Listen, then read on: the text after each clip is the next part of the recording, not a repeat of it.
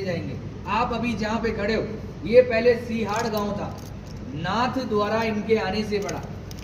औरंगजेब का जब हमला हुआ, मथुरा वृंदावन गिरिराज जी वहां से ये पलायन करते करते इस गांव में आए। बीच में बहुत सारे गांव पड़े, किसी भी राजा ने इनको शरण नहीं दी, क्योंकि सब औरंगजेब के अधीन हो गए थे। आपने बुक और पुस्तकों में पढ़ा है, मेवाड़ कभी किसी का गुलाम नहीं रहा है। यहाँ आते आते इस गांव में रथ का पहिया मिट्टी में फंस गया, ना तो आगे जाए और ना ही पीछे जाए। ये है गंगाबाई, जो श्री कृष्ण से रूबरू बात करती थी। पीछे हैं ब्रिजवासी, ये है पंडित दामोदर जी, और ये मेवाड़ के राजा राज सिंह। यहाँ से 28 किलोमीटर दूर एकलिंग जी महादेव का मंदिर है। ये महादेव से डायरेक्ट बात करते थे, जैसे गंगाबाई श्री कृष्ण से बात करती थी, वैसे ये डायरेक्ट महादेव से बात करते थे। जब इस गांव में रथ का पहिया मिट्टी में फंसा तो गंगाबाई ने श्री कृष्ण से पूछा, प्रभु क्या लीला है आपकी, ना तो रथ आगे जा रहा है ना पीछे जा रहा है। तो श्री कृष्ण जी का जवाब आया, मैं किसी के कारणवश यहाँ आया हूँ, यहाँ के राजा को बुलाया जाए और मेरे लिए मंदिर का निर्माण किया जाए।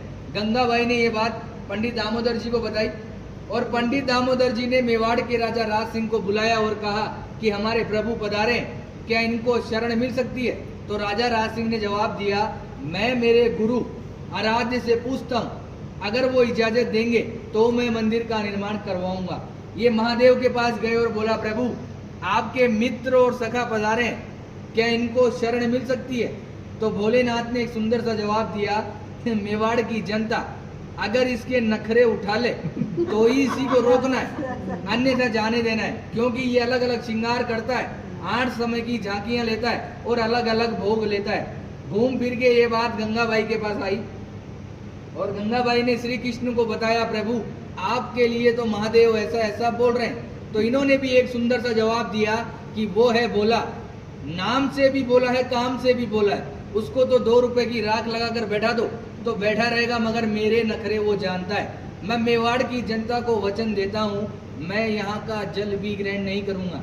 आज भी जल यमुना नदी से आता है, सीधा मंदिर में रखाया जाता है, मंदिर में जो झारी जी भराई जाती है और उसी जल का जो प्रसाद बनता है वही ठाकुर जी ग्रहण करते हैं। आप लोगों का जो प्रसाद होता है वो बाहर दिखाकर बाहर ही बांट दिया जाता है।